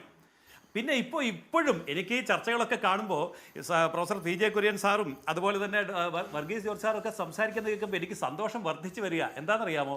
ഇന്ത്യയിലെ ജാതി രാഷ്ട്രീയം അസ്തമിച്ചത് ഇവരാരും ഇതുവരെ മനസ്സിലാക്കിയിട്ടില്ല. ഞങ്ങളുടെ ഭാഗ്യം എന്താണെന്നറിയാമോ? ഇവരിപ്പോഴും ജാതി കണക്ക് കൂട്ടിക്കൊണ്ടിരിക്കുക. ഒരൊറ്റ കാര്യമേ ഉള്ളൂ. എന്തുകൊണ്ടാണ് മുസ്ലിങ്ങൾക്ക് ഭൂരിപക്ഷമുള്ളിടത്ത്, എന്തുകൊണ്ടാണ് ദളിതർക്ക്, ആദിവാസികൾക്ക്, പിന്നോക്കക്കാർക്ക് ഭൂരിപക്ഷമുള്ളിടത്ത് BJP സീറ്റുകൾ തൂത്തുവാരുന്നത്? അത് പാർലമെന്റിലാണെങ്കിലും അതുപോലെ തന്നെ അസംബ്ലിയിലാണെങ്കിലും അതിന് കൃത്യമായൊരു കാരണമുണ്ട്. ഇതൊന്ന് പറയാൻ എന്നെ അനുവദിച്ചാൽ മാത്രം മതി. ഇത് നിങ്ങൾക്ക് കിട്ടുന്ന വലിയ പോയിന്റും കൂടെയാണ്. അതായത് എവിടെയാണോ 60 കൊല്ലം ഭരിച്ച കോൺഗ്രസിന്റെ കാലത്ത് എവിടെയാണോ ഒരു റോഡ് ചെന്ന് നിന്ന് പിന്നെ റോഡ് ഇല്ലാതെ വരുന്നത്, അവിടെ മുസ്ലിങ്ങളുടെയും പിന്നോക്കക്കാരുടെയും സ്ഥലമായിരുന്നു. എവിടെയാണോ പൈപ്പ് ലൈൻ ചെന്ന് അവസാനിക്കുന്നതിന് അപ്പുറത്തോട്ട് വെള്ളമില്ല, അവിടെ മുസ്ലിങ്ങളുടെയും പിന്നോക്കക്കാരുടെ സ്ഥലമായിരുന്നു. എവിടെയാണോ വൈദ്യുതി ലൈൻ അവസാനിക്കുന്നത്, അവിടെ മുസ്ലിങ്ങളുടെയും പിന്നോക്കക്കാരുടെ സ്ഥലമായിരുന്നു. അവിടെയാണ് നരേന്ദ്രമോദി റോഡ് കൊടുത്തത്, വെള്ളം കൊടുത്തത്, സിലിണ്ടർ കൊടുത്തത്, വൈദ്യുതി കൊടുത്തത്, വീടുണ്ടാക്കി കൊടുത്തത്. അതുപോലെ തന്നെ ഏറ്റവും കൂടുതൽ പെണ്ണുങ്ങൾ, സ്ത്രീകൾ പാമ്പ് കടിയേറ്റ് മരിച്ചിരുന്നത് മുസ്ലിങ്ങളായിരുന്നു. എന്താ? പാവപ്പെട്ടവർക്ക് കക്കൂസ് ഉണ്ടായിരുന്നില്ല. ഇന്നിപ്പോൾ അവർക്ക് കക്കൂസ് സ്വന്തമായിട്ടുണ്ട്. കക്കൂസ് എന്നൊക്കെ പറഞ്ഞപ്പോൾ കേരളത്തിൽ ഭയങ്കര ആക്ഷേപമായിരുന്നു. എന്നിട്ട് 2,35,000 കക്കൂസ് കേരളത്തിലും പെടുന്നു. അപ്പോൾ ഈ രാഷ്ട്രീയം ഞങ്ങളുടെ ഭാഗ്യവശാൽ കോൺഗ്രസിനോ കമ്മ്യൂണിസ്റ്റുകാരനോ ഇതുവരെ മനസ്സിലായിട്ടില്ല. അവരിപ്പോഴും ജാതി പറഞ്ഞുകൊണ്ടിരിക്കുക. ജാതി രാഷ്ട്രീയത്തിന്റെ കാലം ഞങ്ങൾ തൂത്ത് മായ്ച്ചു കളഞ്ഞു. ജാതി രാഷ്ട്രീയം ഇനി ഇന്ത്യയിൽ ചെലവാകില്ല, ആര് നോക്കിയാലും ചെലവാകില്ല. വിഭജിച്ച് ഭരിക്കുക എന്നുള്ള ബ്രിട്ടീഷുകാരുടെ തന്ത്രം കോൺഗ്രസ്സുകാരുടെ രണ്ടും BJP തകർത്ത് കളഞ്ഞു. അതുകൊണ്ട് ജാതി രാഷ്ട്രീയം ഒരു ഭയവുമില്ലെന്ന് ഞങ്ങൾ തെളിയിച്ചു. കാരണം ഏറ്റവും കൂടുതൽ ദളിത് MP-മാർ MLA-മാർ BJP, ഏറ്റവും കൂടുതൽ ആദിവാസി MP-മാർ MLA-മാർ BJP, ഏറ്റവും കൂടുതൽ പിന്നോക്ക OBC MLA-മാർ MP-മാർ മന്ത്രിമാർ എല്ലാം BJP. പിന്നെയാണോ ഞങ്ങൾക്ക് ഭയം? എല്ലാവരും കൂടെ ഒന്നിച്ചു കൂടിയാൽ PJ കുര്യൻ സാർ പറഞ്ഞത് നല്ല രഹസ്യം. ഇവരെല്ലാവരും ഞാൻ പറഞ്ഞു വരുന്നത് അത് തന്നെയാണ്. ആ ഒരു കണക്കുകൂട്ടലുമായിട്ട് വരുമ്പോൾ സംഭവിക്കാൻ പോകുന്നത് എന്താണെന്ന് വെച്ചാൽ, ഇപ്പോൾ മധ്യപ്രദേശിൽ കണ്ടോ 50% കൂടുതൽ വോട്ട് വാങ്ങിച്ചു. പിന്നെ എല്ലാവരും കൂടി ഒന്നിച്ചാൽ എന്താ സംഭവിക്കാൻ പോകുന്നത്? അതുകൊണ്ട് ഇന്ത്യ മുന്നണിയിലെ 28 പേരും കൂടി ഒന്നിച്ച് നിന്ന് മത്സരിക്കൂ. അപ്പോൾ കാണാം എന്തായിരിക്കും സംഭവിക്കുക എന്നുള്ളത് ഒരു സംശയവുമില്ല. 28 പാർട്ടികൾ ഒന്നിച്ച് നിന്ന് മത്സരിച്ചാൽ അങ്ങനെ സംഭവിക്കാൻ പോകുന്നില്ല. കാരണം കേരളത്തിൽ അറിയാം, CPM-ന് സീറ്റ് വേണേൽ കോൺഗ്രസിനെ തോപ്പിക്കണം, കോൺഗ്രസിന് സീറ്റ് വേണമെങ്കിൽ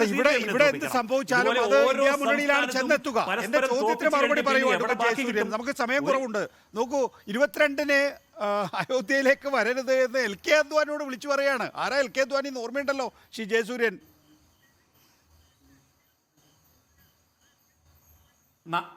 എനിക്ക് നല്ല ഓർമ്മയുണ്ട്. ഈ പറഞ്ഞ ആരോപണവും വാർത്തയും ഞാൻ വിശ്വസിക്കുന്നതേ ഇല്ല. ഇങ്ങനെയൊക്കെയുള്ള പല ആരോപണങ്ങളും ഉയർത്തിക്കൊണ്ട് വരാറുണ്ട്. അതൊന്നും ചെലവാകാൻ പോകുന്നില്ല. ആ ക്ഷേത്രത്തിന്റെ ആ ദിവസം കൃത്യമായിട്ട് നമുക്കിത് മനസ്സിലാകും. ആയിക്കോട്ടെ, എന്ത് വാർത്താ സമ്മേളനം എന്ത് കാര്യമാണെങ്കിലും അതിന്റെ വാസ്തവങ്ങളൊക്കെ പുറത്തു വരും. ജനങ്ങൾക്ക് അതൊക്കെ മനസ്സിലാകും. വർഷക്കാലമായി എൽ കെ അദ്വാനി എവിടെയായിരുന്നു? ഭരണപരമായി ഏത് കാര്യത്തിലാണ് ഗോവ എക്സിക്യൂട്ടീവിൽ വെച്ചാണ് നരേന്ദ്രമോദി ഇയാളെ പ്രധാനമന്ത്രി ശാരീരിക മാനസികാവസ്ഥ എന്താണെന്നുള്ളത് ജനങ്ങൾക്കറിയാം. അത് എൽ കെ അദ്വാനിയെ ഇപ്പോ കടും വെട്ട് ഒഴിവാക്കുന്നു. അതാണ് ജയസൂര്യൻ. ഞാൻ നേരത്തെ പറഞ്ഞ രണ്ട് കാര്യങ്ങളുണ്ട്. ഒന്ന് എൽ കെ അദ്വാനിയുടേത്, രണ്ട് ഇന്ത്യൻ പാർലമെന്റിൽ ശാരീരിക മാനസികാവസ്ഥ എത്ര, ഇതൊക്കെ എല്ലാവർക്കും അറിയാവുന്ന കാര്യമാണ്. അതൊന്നും എടുത്ത് വെച്ചിട്ട് കളിച്ചിട്ട് ഇനി ബി ജെ പിയെ തോപ്പിക്കാൻ നോക്കേണ്ട കാര്യമില്ല. എൽ കെ അദ്വാനിയുടെ പ്രായം എത്ര, ശാരീരിക മാനസിക അവസ്ഥ എത്ര, ഇതൊക്കെ എല്ലാവർക്കും അറിയാവുന്ന കാര്യമാണ്. അത് വലിച്ചു കൊണ്ടുവന്നിട്ട് ആശയക്കുഴപ്പം ഉണ്ടാക്കാൻ നോക്കിയാൽ ഏത് മീഡിയ നോക്കിയാലും നടക്കില്ല നികേഷ്.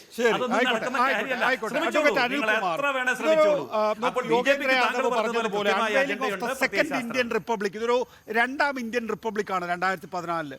അതിന് ഈ പറയുന്ന പരസ്പര സംശയം, കലഹം, ഞങ്ങൾക്ക് ഇയാളുമായി സഖ്യം ചേരാനാകില്ല, അയാൾക്ക് ഞങ്ങളുമായി കൂടാനാകില്ല എന്നുള്ള നില പോയാൽ അതിനകത്ത് എന്തെങ്കിലും ഭാവിയുണ്ട് എന്ന് CPM വിശ്വസിക്കുന്നുണ്ടോ അഡ്വക്കേറ്റ് അനിൽകുമാർ? അതുകൊണ്ടാണ് ഞാൻ CPM-നോട് പ്രത്യേകമായി ചോദിച്ചത്. നിങ്ങളെ സംബന്ധിച്ചിടത്തോളം ബംഗാളാണ് പ്രധാനമായ സംസ്ഥാനം, അവിടെ സാധ്യമല്ല, കേരളത്തിൽ സാധ്യമല്ല പ്രാക്ടിക്കലായി എന്നും നമുക്ക് മനസ്സിലാക്കാൻ സാധിക്കും.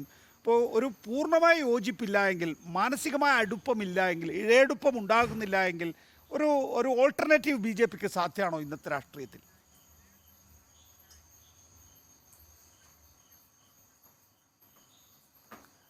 അറുപത്തിമൂന്ന് MP ഇടതുപക്ഷത്തുണ്ടായിരുന്ന 2004 ഞങ്ങൾ നിലപാടെടുത്ത എന്താണ്?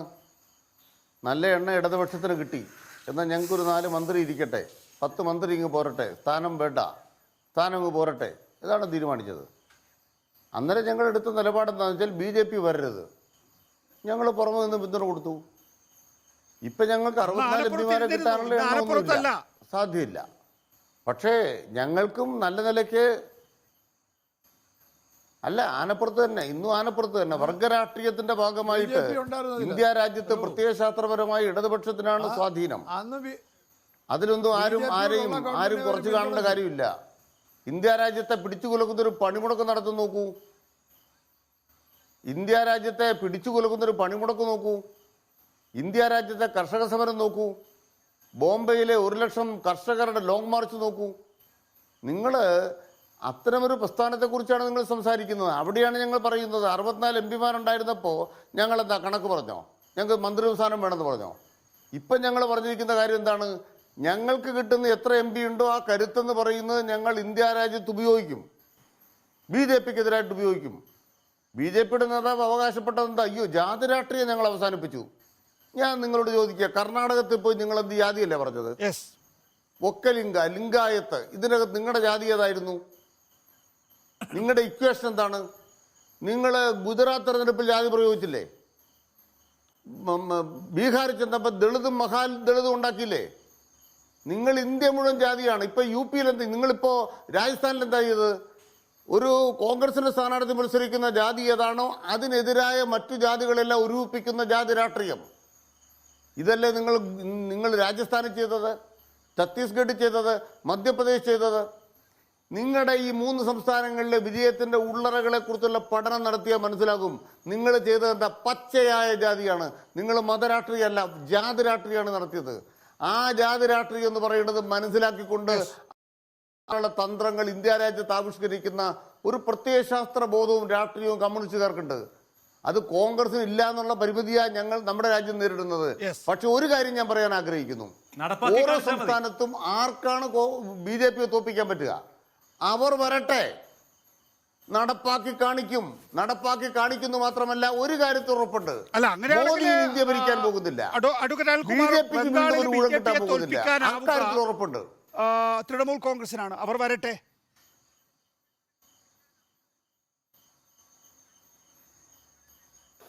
അവിടെ CPM-ന്റെ നിലപാട് എന്താണ്? CPM പറയുന്നത് ആ സംസ്ഥാനത്ത് BJPയെ തോൽപ്പിക്കാൻ ആവശ്യമായ നയം ഞങ്ങൾ സ്വീകരിക്കും. ഞങ്ങൾ ആ നയമാണ് സ്വീകരിക്കുന്നത്. എവിടെയും ഞങ്ങളുടെ നയം അതാണ്. ശരി, BJP ആണ് മുഖ്യ ശത്രു. കേരളത്തിൽ എന്ത് നയം ഒരു സ്വീകരിക്കും? സംശയക്കാര്യത്തിലില്ല. കേരളത്തിലെ കാര്യം പറഞ്ഞു.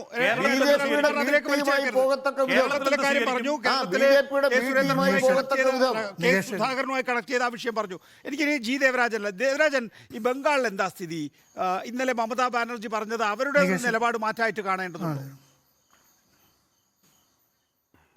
അത് മമതാ ബാനർജിയുടെ മാത്രം നിലപാടായിട്ട് കണ്ടാൽ മതി. കാരണം അത്തരത്തിലുള്ള ചർച്ചയൊന്നും കൽക്കട്ടയിലോ ബംഗാളിലോ ഒന്നും ആരംഭിച്ചിട്ടൊന്നുമില്ല. അതിനുള്ള സാധ്യതയും വളരെ കുറവാണ്. കാരണം ഇപ്പോഴും അവിടെ ശക്തമായ സമരരംഗത്ത് തന്നെയാണ് ഇടതുപക്ഷമുള്ളത്.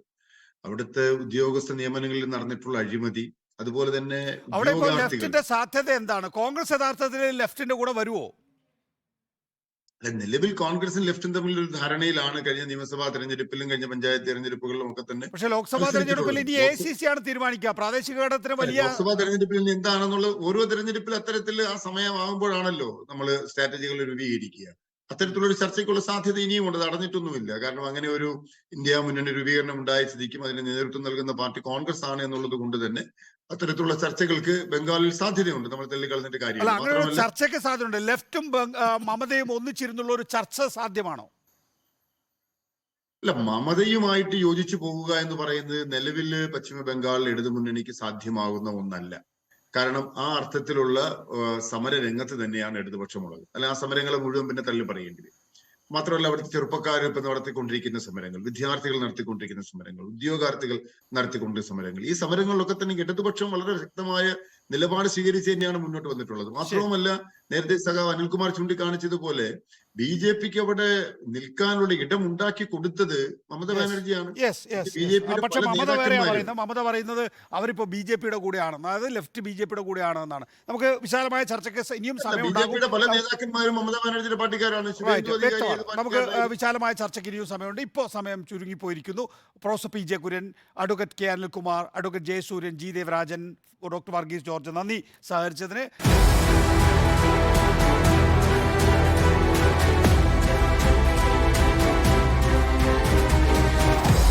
Debate with MV Nikesh Kumar.